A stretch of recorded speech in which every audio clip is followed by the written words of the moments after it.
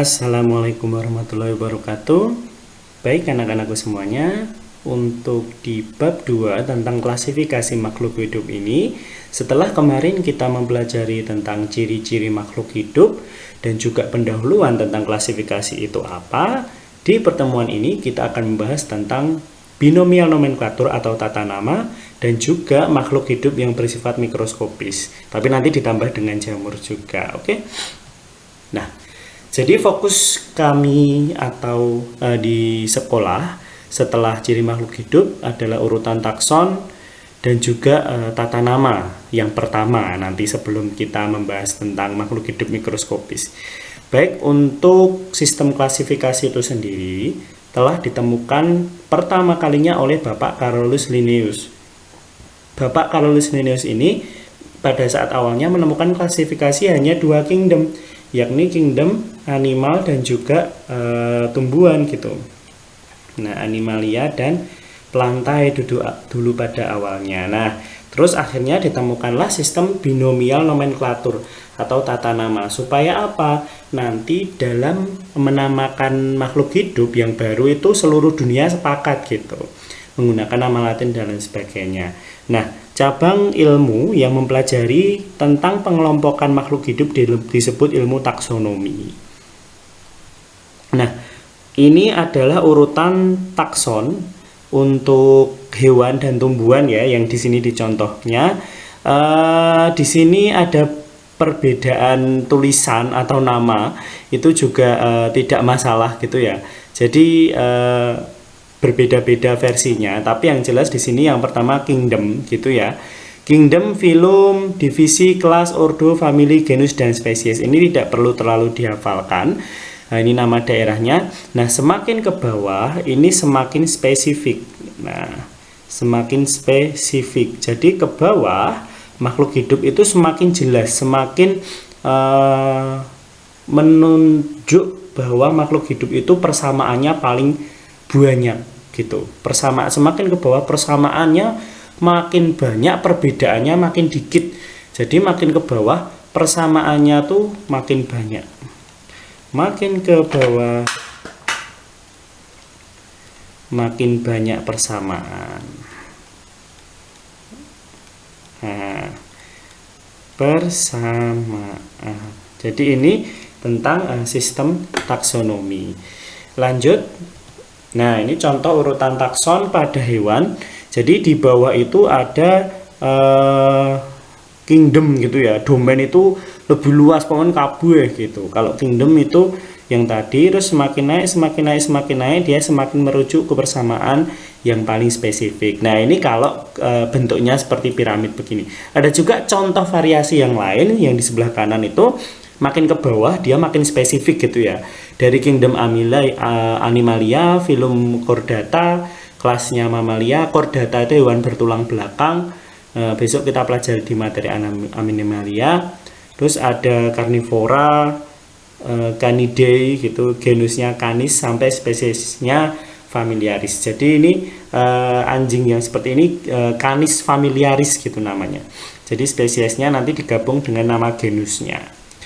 Oke, untuk sistem nama binomial nomenklatur 2 kata ini, setiap spesies diberi nama dengan 2 kata bahasa Latin. Kata pertama menunjukkan nama marga atau genusnya, kata kedua spesiesnya. Nah, kata pertama ini dimulai dengan huruf kapital dan kata kedua dimulai dengan huruf kecil, dipisahkan spasi ya. Nah, kata dicetak miring apabila menggunakan ketikan komputer dan di garis bawah setiap katanya dipisahkan spasi. Contohnya begini. Kalau ditulis tangan itu zeamais. Jadi misalnya Pak Bibi di sini nulis zeamais. Kata pertama huruf kapital, kata kedua huruf kecil dan di garis bawahi satu-satu. Bukan begini, bukan zeamais terus kok di garis bawah jadi satu, ini bukan, salah itu ya. Oke, ini masih ada kesalahan zeamais ini sengaja saya berikan kesalahan, tapi nanti di materinya yang saya kirim akan saya benarkan. Jadi di sini coba dilihat bedanya yang atas sama bawah biar bisa kalian melihat. Ini dicetak miring, yang ini yang ditulis bawah tadi. Jadi kalau dicetak miring itu bentuknya seperti ini ya anak-anak. Seperti yang Felis domestica itu jika diketik.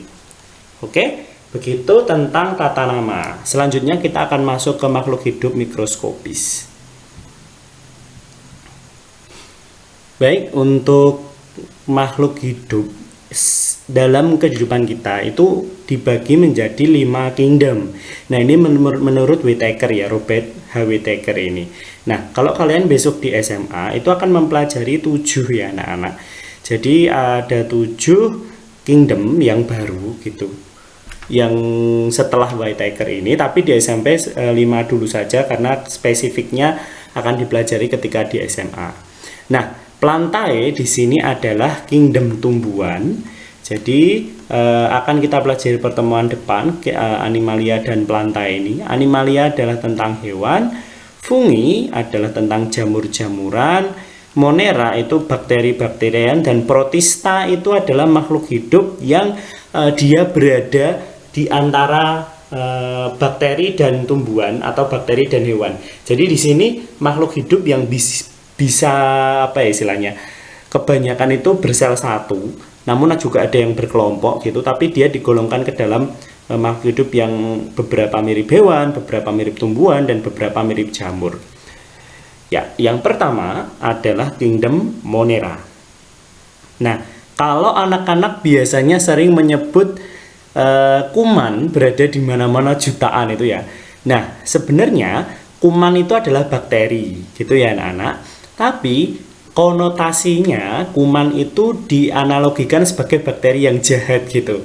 Nah, sama anak-anak. Jadi bakteri itu dalam kehidupan kita itu jumlahnya sangat banyak, bahkan mungkin makhluk hidup paling banyak gitu ya yang ada di bumi itu adalah Monera ini. Dan Monera ini memiliki peranan yang sangat penting bagi kehidupan kita. Karena kalau kalian tahu bahwa sumber oksigen terbesar di dunia ini justru dihasilkan di lautan karena ganggang gitu ya. Itu beberapa penelitian dan fakta yang luar biasa bahwa makhluk kecil di dunia ini tuh memberi peran yang luar biasa. Sakit-sakit yang kita alami itu juga beberapa karena bakteri ini gitu ya. Nah, ciri yang paling utama dari bakteri itu sebenarnya yang membedakan dengan makhluk hidup yang lain itu adalah di ciri yang B ini anak-anak. Nah, semua jenis bakteri itu uniseluler atau hanya memiliki satu sel. Nah, jadi tidak berbentuk sebuah jaringan, tapi dia hanya dari satu sel. Nah, inti selnya tidak dibungkus selaput atau membran.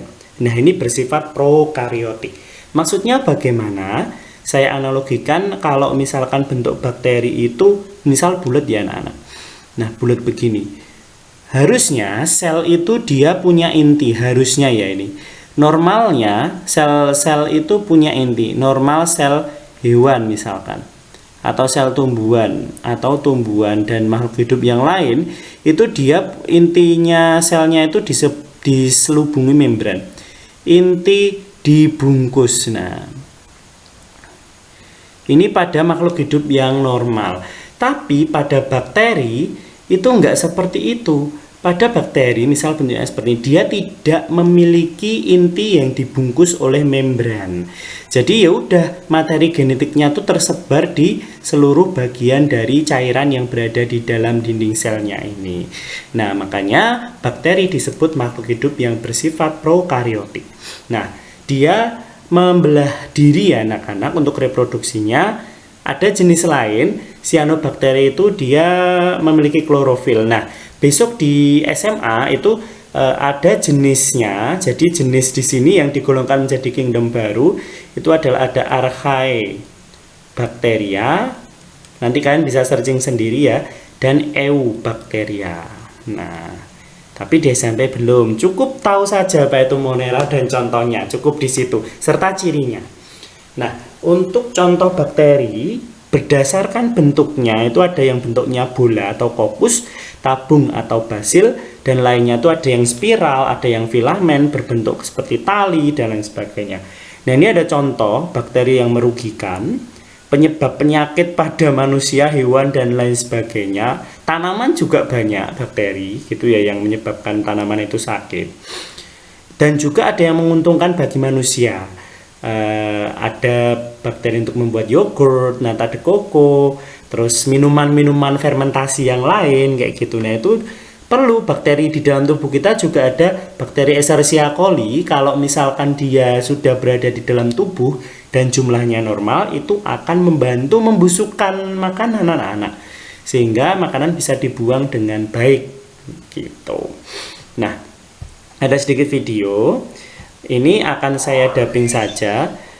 Oke, jadi di video ini menjelaskan tentang apa itu bakteri dari Emerald Robinson. Nah, dua bakteri dalam video ini kalau kita tahu bentuknya ada yang seperti ini ya anak-anak. Bakteri merupakan organisme prokariotik tadi yang dimana pada inti selnya tidak dibungkus membran atau selaput. Nah, contohnya begini. Jadi seluruh materi genetiknya itu tersebar. Begitu ya anak-anak ya. Oke, nah beberapa bakteri dia dibekali oleh alat gerak. Nah, ini bakteri itu berkembang biak dengan membelah diri. Oke. Nah, berbagai macam bakteri ada yang tahan hidup di berbagai macam tempat. Ada yang di tempat yang sangat panas, sangat dingin, sangat asam, dan sangat kadar garamnya tinggi. Nah, ini bentuk bakteri yang tadi anak-anak secara realnya ada Coccus, Bacillus, dan yang lain. Nah, ini besok di SMA ya, ada Archaebacteria dan Eubacteria. Itu nanti akan kalian pelajari di SMA ya. Oke. Nah, untuk bakteri dalam kehidupan kita nggak cuma ada di luar, tapi juga ada di dalam tubuh manusia. Ada juga cyanobacteria yang Pak Habibie bilang tadi, dia menghasilkan klorofil dan bisa menghasilkan makanan sendiri. Ini contoh produk olahan yang dibuat menggunakan bakteri sebagai pembantunya gitu ya. Ada juga obat-obatan di situ. Oke, itu bakteri, hal kecil tapi sangat luar biasa dalam kehidupan kita. Next, kita ke Protista. Ya, kingdom Protista ini adalah kingdom yang pada awalnya ahli itu bingung. Kok aku menemukan makhluk hidup mirip bakteri kecil, tapi kok punya membran inti ya? Nah, itu yang membedakan anak-anak. Kebanyakan itu uniseluler atau bersel satu, tapi ada yang juga berkoloni dan multiseluler. Anehnya di sini, Protista itu tidak bisa digolongkan ke dalam makhluk hidup yang kecil dan besar secara umum. Jadi Protista ini ada yang kecil, ada yang tidak kasat mata, dan juga ada yang bisa dilihat dengan mata, begitu. Nah, semua jenis Protista butuh oksigen untuk bernapas. Nah, makhluk hidup yang dibungkus membran inti tadi disebut eukariotik, kalau prokariotik tidak. Nah, jenis Protista untuk anak SMP ketahui ada 3, yakni ada yang mirip hewan, mirip tumbuhan, dan mirip jamur. Nah, ini anak-anak. Nah, ini yang umum dan harus kalian tahu. Jadi, Protista mirip hewan itu disebut protozoa. Nah, amuba ini menggunakan kaki rhizoid namanya. Rhizopoda, dia menggunakan badan semuanya. Jadi, dia menggerakkan seluruh tubuhnya seperti slime. Jadi, badannya itu untuk bergerak. Kalau Paramecium ini menggunakan rambut getar, disebut dengan ciliata. Nah, ciliata untuk bergerak. Kalau Euglena anak-anak, di sini dia punya kayak bulu cambuk gitu. Ini disebut flagellata. Nah, jadi ada alat geraknya gitu, beberapa jenis Protista yang bersel satu. Nah, untuk alga hijau di sini, alga itu termasuk jenis Protista. Contohnya adalah rumput laut yang kalian konsumsi. Beberapa jenis rumput laut itu termasuk jenis Protista. Dia bukan tumbuhan anak-anak dan juga bukan hewan karena tidak memiliki akar, batang, dan daun. Dan kalau hewan juga nggak memiliki jantung sehingga dia digolongkan ke dalam golongan Protista. Nah, ada juga Oomycota dan Ascomycota. Ini Protista mirip jamur, di mana dia itu tempat tinggalnya adalah tempat yang lembab, yang dia juga menempel di kayu-kayu, agak jemek-jemek dan teksturnya itu berlendir gitu. Makanya ada yang bilang disebut dengan jamur lendir, padahal sebenarnya bukan jamur, mirip jamur aja, penyebutannya saja jamur lendir, Oomycota dan Ascomycota gitu. Oke, nah ini ada video sedikit tentang protista. Saya mute. Oke, apa itu protista? Dari Emerald Robinson juga. Karena ini singkat tapi padat dan jelas gitu ya anak-anak. Jadi itu contoh itu paramecium ya anak-anak, gambar itu. Nah, kalau kita lihat protista itu dia eukariotik. Ada yang mirip hewan, ada yang mirip tumbuhan, bahkan juga ada yang mirip jamur tadi. Nah, ada 3 jenis itu tadi anak-anak. Lalu pada awalnya gimana ahli menemukan tapi kok nggak jelas ya ini ya, bahkan sampai tidak menggolongkan dia sebagai golongan makhluk hidup dan ya udah dibuang aja. Dulu awalnya cuma ada 4 bakteri, tumbuhan, hewan, dan jamur. Tapi kok nemu ya gitu. Akhirnya para ahli menggolongkan ke dalam makhluk hidup baru. Nah itu eukariotik ya protista itu karena intinya diselubungi oleh membran. Nah, terus saya akan perlihatkan sistem reproduksinya dari protista. Sebentar. Nah, ada juga yang dibekali dengan tadi flagella, cilia itu ya anak-anak, dan pseudopods atau rhizopoda tadi, rhizoid ya. Nah, terus ada juga protista itu yang hidup bebas, ada juga yang sebagai parasit pada manusia ataupun hewan gitu ya. Jadi macam-macam pokoknya bentuknya. Nah, ini anak-anak ini disebut konjugasi. Jadi reproduksi dari protista itu bukan kawin seperti manusia, bukan membelah diri secara langsung, tapi konjugasi. Jadi menempel dulu, nggak bisa kayak bakteri. Kalau bakteri itu dia harus dia sendiri aja sudah bisa gitu ya. Tapi kalau protista itu dia harus menempel dengan protista yang lain agar bisa melaksanakan reproduksinya. Jadi menempel, setelah menempel lalu selnya membelah. Nah, setelah menempel lalu selnya membelah diri atau pada yang banyak itu memperbanyak diri. Nah, jadi harus melalui proses konjugasi beberapa. Oke, jadi ini konjugasi terjadi pada protista. Nah, itu lalu bukan membelah diri tapi binary fission tadi setelah konjugasi. Nah, itu contoh protista yang menyimpan banyak klorofil kayak euglena tadi. Oke, kita lanjutkan. Yang terakhir adalah kingdom fungi atau jamur. Nah, cirinya jamur ini hidup di tempat yang lembab jelas. Nah, yang membedakan dengan tumbuhan adalah 2 ini anak-anak. Tumbuhan itu memiliki akar batang daun tapi jamur nggak punya, dia hanya semu. Terus yang ketiga, dia tidak memiliki klorofil, tidak bisa menghasilkan makanan sendiri. Nah, karena jamur itu membutuhkan makanan dari makhluk hidup yang sudah mati. Ada juga jamur yang sebagai pengurai, ada juga jamur yang sebagai parasit anak-anak. Contohnya jamur yang ada juga yang parasit. Contohnya jamur yang nempel di kulit kalian kayak panu gitu-gitu ya.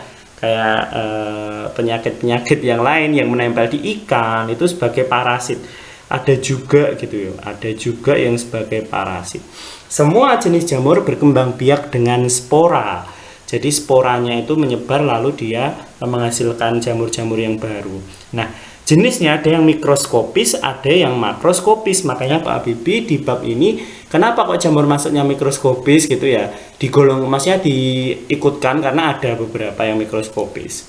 Oke, nah ini contoh jamur yang kecil atau mikroskopis dan juga jamur yang makroskopis. Ini contoh saja, nggak semua jamur kayak gini, nanti ada contohnya. Nah, ini jamur mikroskopis, contohnya pada jamur tempe, itu dia banyak hifa-hifanya. Hifa itu adalah cabang-cabangnya itu dari jamur, dan juga dia bisa membentuk semacam jaringan putih gitu anak-anak. Kalau kalian lihat tempe, itu akibat dari jamurnya. Nah, kalau pada jamur yang makroskopis, itu dia memiliki akar semu, padahal itu sebenarnya bukan akar, tapi jaringannya itu putih dan dia menyerap nutrisi. Kalau akar kan ada kayak jaringan pengangkutnya, ada kayak semacam sel-sel parenkimnya itu, tapi ini nggak ada pada jamur. Dan itu bukan batang, tapi lebih ke tangkai saja. Jadi jamur itu nggak semuanya punya batang atau tangkai itu. Nah, terus dia menyimpan spora di tudungnya itu. Nah, ini contoh jamur. Jadi nggak semua kayak yang digambar tadi. Jamur yang bersifat makroskopis itu ada jamur kuping, jamur merang, jamur tiram. Dan biasanya enak dimaem gitu ya. Tapi ada juga yang beracun. Nanti kita lihat. Yang kedua, jamur mikroskopis tidak bisa dilihat mata telanjang, harus dengan mikroskop. Itu contohnya jamur penisilin. Itu biasa digunakan untuk antibiotik, pertama ditemukan di roti yang sudah berjamur itu. Terus hamir atau yeast atau tape atau ragi tape gitu ya. Itu bentuknya sangat mikroskopis, kayak serbuk-serbuk gitu anak-anak. Terus yang ketiga adalah ragi tempe seperti yang gambar tadi, Rhizopus oligosporus gitu ya. Itu bentuknya seperti itu jika dilihat di mikroskop. Bagus ya anak-anak. Jamur. Nah, ada video tentang jamur-jamur unik yang ada di kehidupan kita. Nah, ini. Yang pertama itu adalah jamur Fly amanita. Nah, ini jamurnya beracun, nggak bisa dimaem. Ini jamurnya seperti yang ada pada negeri-negeri dongeng atau kartun-kartun itu ya. Atau seperti yang biasanya anak-anak gambar, biasanya jamur tuh kayak gini. Itu. Terus yang kedua, jamur gigi berdarah. Nah, ini jamurnya mengeluarkan seperti getah gitu ya. Ada beberapa gitu ya anak-anak yang pernah lihat jamur kayak gini di kayu, tapi bentuknya nggak kayak gini, ada beberapa yang mirip. Dia kayak mengeluarkan cairan yang lengket gitu. Yang ketiga, jamur jenggot hericium. Ini bisa dimakan, banyak yang digunakan untuk restoran-restoran gitu ya, jamur-jamur ini seperti jenggot gitu. Oke, terus ada juga jamur sky blue. Nah, ini jamurnya warnanya biru banget ini. Jadi birunya tuh mencolok dan ngejreng, kontras lah ibaratnya. Ya, selanjutnya ini ada jamur apa ini ya, jamur bola raksasa ini. Biasanya di luar negeri di peternakan itu jamurnya gede gitu ya. Apa namanya? Spora yang di dalamnya itu nanti bisa pecah gitu. Jadi di luar ini belum ada sporanya, tapi di dalamnya itu nanti. Oke. Yang selanjutnya adalah jamur cahaya Mycena chloropos. Nah, ini mengandung fosfor anak-anak. Jadi fosfor yang terdapat dalam jamur ini ketika malam hari dia akan mengeluarkan cahaya. Ini bagus banget ya ini. Yang jamurnya itu bisa menghasilkan fosfor. Dog stinghorn. Nah, ini juga di luar negeri, di Indonesia jarang, cuman ada juga ini. Jadi seperti ekor dan tanduk gitu ya. Seperti tanduk yang menyerupai ekor gitu. Nah, ini pada saat kecil. Nah, itu beberapa jenisnya dog stinghorn tadi. Jamur ekor kalkun. Ini kalau di tempat kita banyak, cuman jenisnya agak berbeda ya anak-anak. Nah, itu tadi jamur unik-unik di dunia, dan sekaligus menutup YouTube dan juga pertemuan kita pada hari ini. Untuk selanjutnya di Kingdom Plantae, Kingdom Animalia nanti akan kalian pelajari. Oke, kita bertemu di pertemuan selanjutnya. Selamat belajar. Wassalamualaikum warahmatullahi wabarakatuh.